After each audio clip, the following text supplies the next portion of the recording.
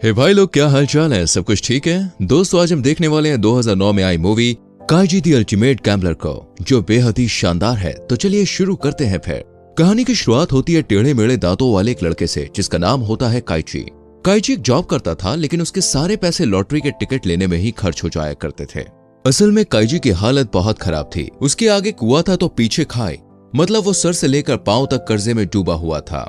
एक दिन काइजी यूं ही टहल रहा होता है, तभी कुछ लोग आते हैं और काइजी को दबोच लेते हैं। असल में ये कर्जदार थे। इन लेनदारों के बॉस थे इंडो काइजी को बताती है कि तुम्हारे एक दोस्त ने हमसे लोन लिया था और अब वो फरार है, लेकिन तुमने अपने उस दोस्त के लिए गारंटी दी थी, तो अब जो लोन का पैसा है वो हम तुमसे वसूलेंगे। ब्याज व्याज लगा के अब ये अमाउंट हो चुका है करीब 20 लाख येन। इतना बड़ा अमाउंट सुनकर काइजी की आंखें फटी की फटी रह जाती हैं, क्योंकि एक तो उसकी चादर वैसी फटी हुई थी। अब फटी हुई चादर के चिथड़े चिथड़े करने भाई ये मैडम आ गई। काइजी कहता है, मैं पहले ही कर्जे में डूबा हुआ हूं, मेरे पास खाने तक को नहीं है कुछ, अब तुम्हें पैसे कहां से दूं? लेकिन इंडो को तो पैसे वसूलने थे, इसलिए वो काइजी को एक गैम्बलिंग शिप के बारे में बताती है और कहती है, अगर तुम वहां पे जीत जाते हो तो तुम्हारा सारा कर्जा देखो माफ कर दिया जाएगा। ये सुनकर काइजी को लगा, चलो कुछ तो रास्ता मिला, इसलिए वो बिना ज्यादा सोचे विचारे शाम होते ही उस शिप पर चढ़ जाता है। यहाँ पर दो सूट बूट वाले कन्हैया लाल काइजी को एक कमरे में ले जाते हैं, जहाँ पहले से ही बहुत सारे लोग मौजूद थे। असल में दोस्तों, ये सब भी काइजी की तरह कर्ज में डूबे हुए थे और यहाँ पर अपनी किस्मत का चरखा घुमाने के लिए आए थे। लेकिन इस बात को कोई नहीं जानता था कि यहाँ पे हारने के बाद मौत से भी बदतर सजा दी जाती है। फिर सीन आगे बढ़ता है और प्रोग्राम का होस्ट जॉनी गाबा वहां आ जाता है और सभी को गेम समझा देता है, जिसके बाद इन सभी को 3 स्टार्स, जिनमें से एक की कीमत 1 मिलियन थी, और साथ ही एक लिफाफा दिया जाता है जिसमें 12 पत्ते यानी कि कार्ड्स थे। असल में इन लोगों को खेलना था दोस्तों रॉक पेपर सीजर, जिसके सिंबल कार्ड पर प्रिंट थे। अब टास्क ये था कि 30 मिनट के अंदर 12 के 12 कार्ड्स को यूज करना था और जिसके पास 3 से कम सितारे बचेंगे वो हार जाएगा। वही गेम शुरू होता है। जब सब अपने लिए ओपोनेंट ढूंढ रहे थे तो फुनाई नाम का आदमी काइजी के पास आ जाता है और कहता है कि हमें 3 स्टार्स पर विनर मान लिया जाए, तो क्यों ना हम मिलकर खेलें और हर 4 ड्रॉ करके अपने तीनों स्टार्स बचाए रखें और जीत कर चले जाएं। काइजी को फुनाई का ये प्लान सही लगता है। अब दोनों खेलना शुरू कर देते हैं, लेकिन कुछ 4 ड्रॉ करने के बाद फुनाई चीटिंग करता है और फ्रॉड करके काइजी के 2 स्टार्स हड़प लेता है। अब काइजी के पास सिर्फ 1 स्टार ही बचा हुआ था। ये देखकर काइजी को गुस्सा आ जाता है और वो एक घुमा के फुनाई के मुंह पे देता है, जिससे उसका थोड़ा सा खून उसके आखिरी बचे हुए कार्ड्स पर गिरता है। यहाँ फुनाई सबको बता देता है कि काइजी के पास आखिरी पत्ता सीजर बचा है, अब कोई भी इसे हरा सकता है।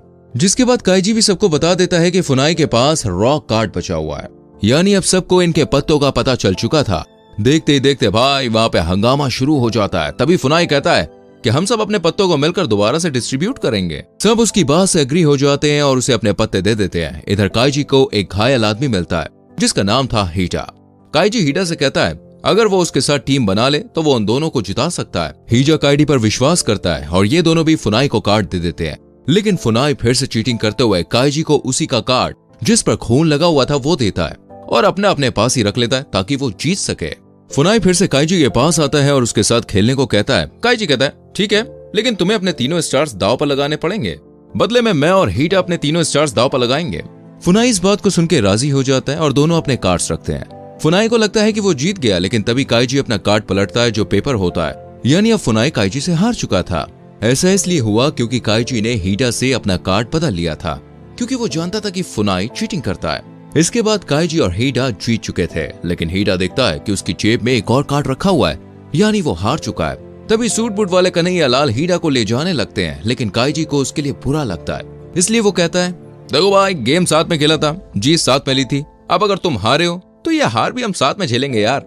मतलब वो भी हीटा के साथ उस अंधेरे वाले कमरे में चला जाता है। यहाँ पर सबसे पहले तो उनके हाथों में एक चीज पंच की जाती है, उसके बाद ऊपर कंपनी की सील लगा दी जाती है। इसके बाद काइजी और दूसरे लोगों को एक अंडरग्राउंड माइन में ले जाया जाता है, जहां अब ये लोग मजदूरी करने वाले थे। जी हाँ दोस्तों, हारने पर इन्हें यहाँ मजदूरी करनी थी, यानी कि फ्री के मजदूरों के लिए हुआ था पूरा गेम, समझ रहे हो?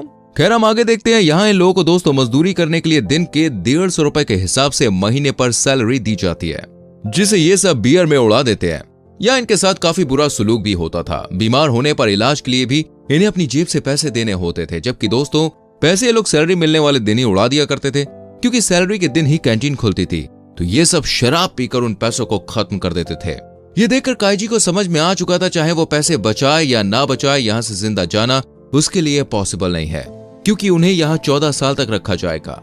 इसी बीच कम खाने पीने और ज्यादा मजदूरी के अलावा जहरीली गैसेस आदि की वजह से उन्हें बीमार होना ही है।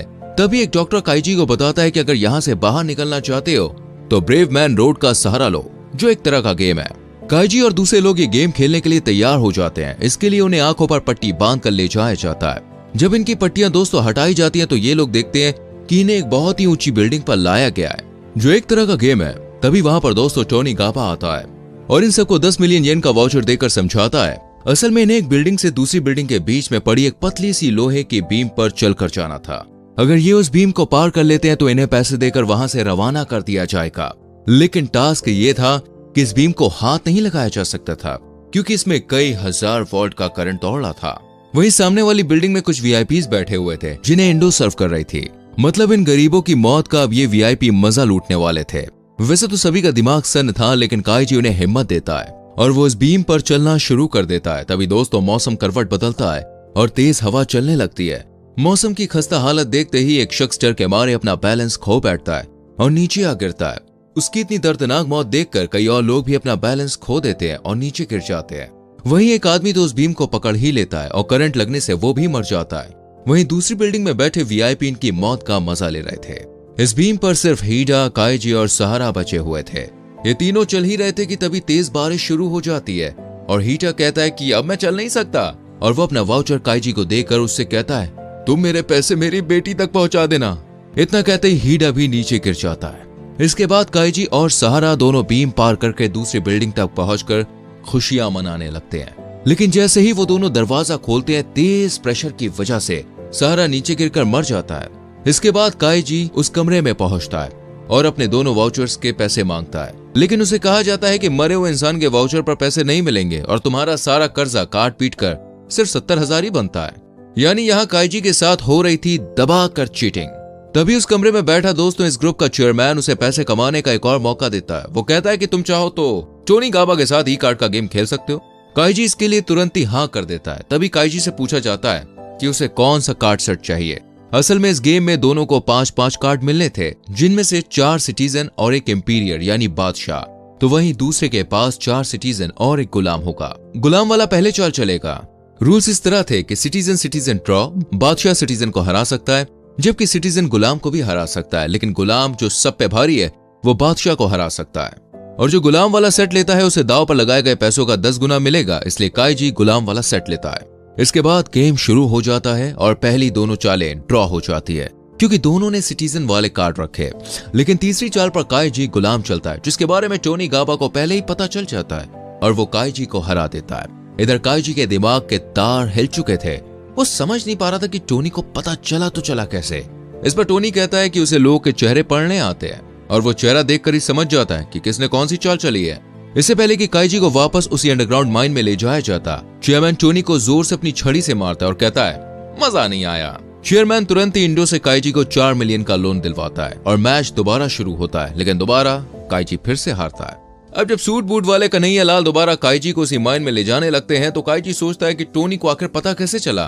तब उसे समझ में आता है कि उसके कंधे पर एक चिप लगी हुई है और मैच के दौरान टोनी अपनी घड़ी में देख रहा था, यानी कि वो चिप उसकी घड़ी से कनेक्टेड थी और टोनी काइजी की हार्ट रेट देख रहा था, जो रिस्क लेने पर हाई हो जाती थी। अब काइजी समझ चुका था, इसलिए वो इंडो से कहता है कि वो उसे 50 मिलियन का लोन दे।